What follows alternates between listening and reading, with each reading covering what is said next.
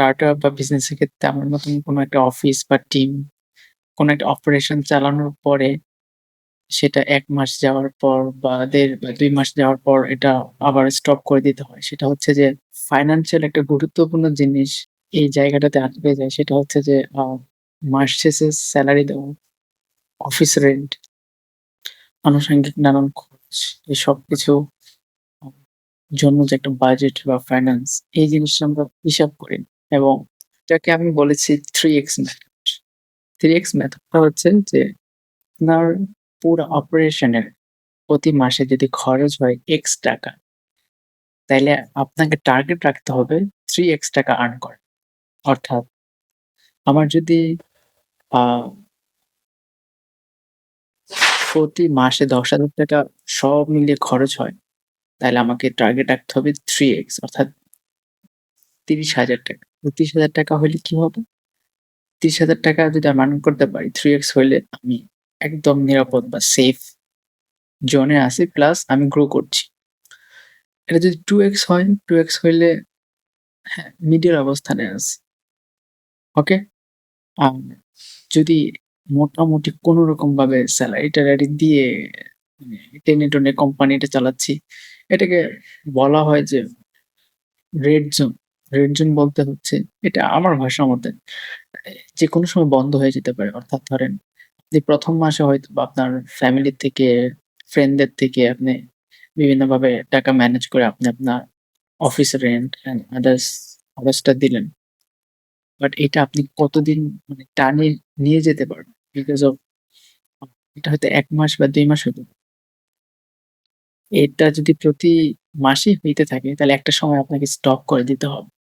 That's আমি এটাকে বলি 3x অর্থাৎ আপনার অফিসের আনুষঙ্গিক পুরো অপারেশন কস্ট যত টাকা হবে তার ৩ গুণ টাকা আপনাকে প্রতি মাসে, প্রতি মাসে ৩ গুণ টাকা আপনাকে revenue or net profit generate করতে হবে। হুম। এটাকে রেভিনিউ না নেট প্রফিটই বলা যেতে পারে। তো নেট প্রফিট জেনারেট করতে হবে। সো যদি আপনি 3x জেনারেট করতে পারেন তখন কি করবেন? ধরেন আপনি খরচ ৳১০,০০০ বাট আপনার কাছে ৳৩০,০০০ আছে। তাহলে সেটাকে খুব সুন্দরভাবে বন্টন করে সেটার একটা অংশ আপনি খরচ করে ফেললেন। অর্থাৎ আপনি সেলারি, আনুষঙ্গিক জিনিস এটা ধরেন ১০,০০০। ৳১০,০০০ র মধ্যে ৳২০,০০০ আছে।